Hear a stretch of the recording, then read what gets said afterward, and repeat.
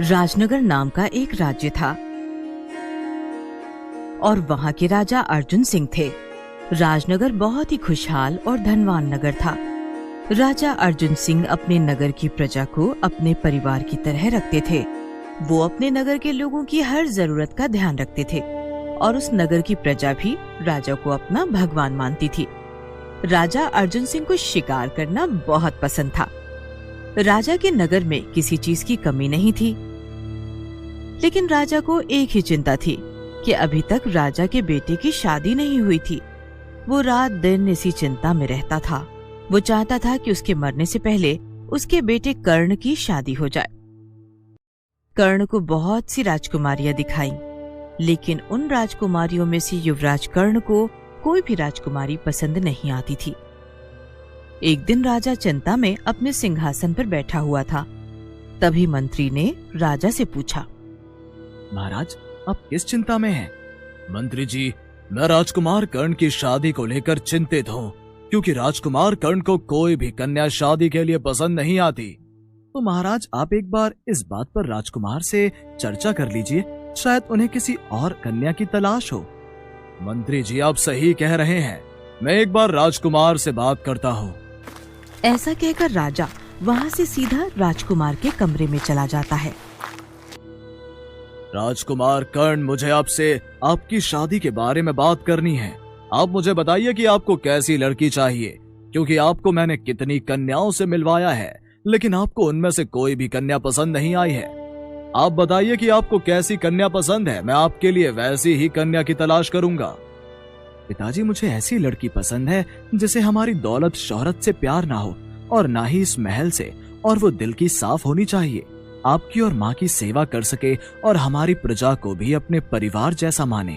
पिताजी, मैं ऐसी कन्या से विवाह करना चाहता हूँ। तब राजा मुस्कुराते हुए बोला, बेटा, ऐसी कन्या तो तुमको खुद ढूंढनी पड़ेगी, वो भी एक गरीब इंसान बनकर।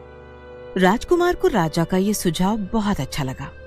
पिताजी, मैं कल सुबह ही ऐसी कन्या की तलाश में निकल जाऊंगा। राजकुमार सुबह जल्दी उठा और गरीबों के जैसी पोशाक पहनी और उनके जैसा भेष बनाकर कन्या की तलाश में महल से बाहर निकल गया। इस बीच राजकुमार को कई कन्याएं मिली, लेकिन उनमें से कोई भी कन्या पसंद नहीं आई। हर कन्या को अपने जीवन साथी को लेकर बड़े ख्वाब थे और ये सब राजकुमार को पसंद नहीं आ रहा था। ऐसे ही कुछ दिन बीत गए। राजकुमार के महल ना पहुंचने पर राजा बहुत चिंतित हो गए। उन्होंने राजकुमार की तलाश करने के लिए मंत्री से कहा कि सैनिक को भेजकर राजकुमार की तलाश करवाओ। सैनिक ने पूरे गांव में ढूंढा। तब एक सैनिक ने देखा कि राजकुमार एक पेड़ के नीचे थक हार के बैठा हुआ था। तभी वहां सैनिक आए और बोले, राजकुमार, आपको महाराज याद कर रहे हैं, उन्होंने हमें आपको ले जाने के लिए बोला है। नहीं, आप लोग जाओ, मैं अपने कार्य को पूरा करके ही महल में वापस आऊंगा। ये सुनकर सारे सैनिक वहां से वापस महल चले जाते हैं कि थोड़ी देर बाद राजकुमार के आगे से कुछ सिपाही और एक डोली जाती दिखाई देती है। राजकुमार ने तभी उनमें से एक सिपाही से पूछा, इस डोली में कौन है? रामगढ़ नगर की राजकुमारी राधा बैठी हुई है। राजकुमारी, कहाँ जा रही हैं? पास ही में एक आश्रम में है, वहां पर गुरुजी के दर्शन करने जा रही हैं। ये बोल के वो सब वहां से चले गए। राजकुमार उस राजकुमारी को देखने के लिए बड़ा ही उतावला हो रहा था। राजकुमार ने उस राजकुमारी के डोली के पीछे पीछे चलना शुरू कर दिया और जब तक वो सब आश्रम नहीं पहुंचे तब तक राजकुमार भी उनके पीछे चलता रहा। जैसे ही राजकुमारी उस डोली में से उतरी तो राजकुमारी को देखकर राजकुमार हैरान हो गया और काफी समय तक राजकुमारी को प्यार भरी नजरों से देखता रहा। क्या यह राजकुमारी वैसी ही है जैसी कन्या से मैं शादी करना चाहता हूँ? तो राजकुमार ने सोचा कि मैं इस राजकुमारी के स्वभाव को जानने की कोशिश करता हूँ। फिर राजकुमार राजकुमारी के पास गया और बोला, मैं राजनगर का राजकुमार हूँ, क्या आप मुझसे शादी करेंगी? नहीं, मैं आपसे शादी नहीं कर सकती।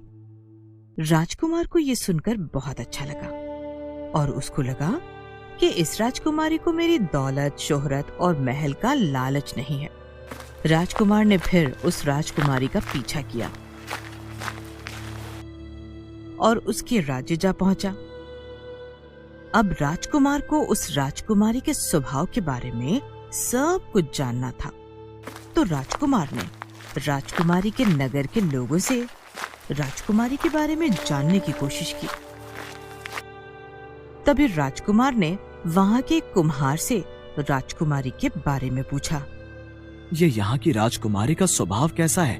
वो गरीब लोगों की मदद करती है? नहीं भाई, हमारी राजकुमारी देवी है।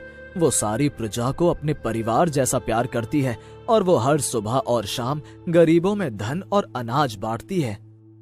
ये सुनकर राजकुमार बहुत खुश हो जाता है।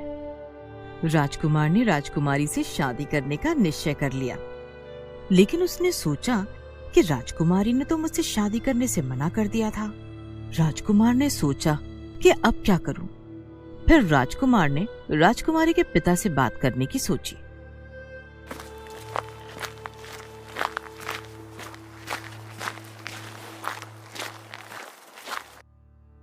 मैं आपकी बेटी से शादी करना चाहता हूँ। हमारी बेटी को अगर तुम पसंद आए तो हम शादी के लिए राजी हो जाएंगे। राजकुमारी जी, मैं आपसे शादी करना चाहता हूँ। राजकुमारी ने राजकुमार के सामने 3 शर्तें रखी। पहली शर्त, आपको मुझे तीरंदाजी में हराना होगा। ठीक है, मुझे ये शर्त मंजूर है। राजकुमार ने राजकुमारी को तीरंदाजी में हरा दिया। फिर राजकुमारी ने राजकुमार के सामने दूसरी शर्त रखी। आपको अगर मुझसे शादी करनी है तो आपको प्रजा में से किसी एक इंसान की हत्या करनी होगी। क्या? ये आप क्या बोल रही हो?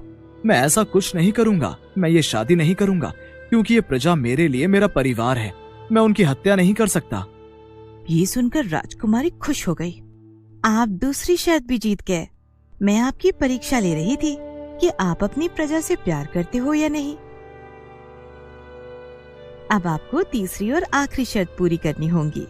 तो बताइए, वो रखता हमेशा वायु शुद्ध, फल भी देकर जो हमेशा पेट भरे, मानव बनाए उसका सबसे बड़ा दुश्मन, फिर भी वो हमेशा उपकार करे। राजकुमार थोड़ा सोचने लगा। थोड़ी देर सोच विचार करने के बाद राजकुमार ने कहा, ठीक है, मैं इसका भी जवाब देता हूँ और इसका जवाब है पेड़। ये सुनकर राजकुमारी खुश हो गई। आपने सभी प्रश्नों का सही जवाब दिया है। अब मैं आपसे शादी के लिए राजी हूँ। फिर राजकुमार ने राजकुमारी से शादी कर ली और राजकुमारी को अपने साथ महल ले गया और वहाँ वो सब साथ में अपना जीवन हंसी खुशी बिताने लगे।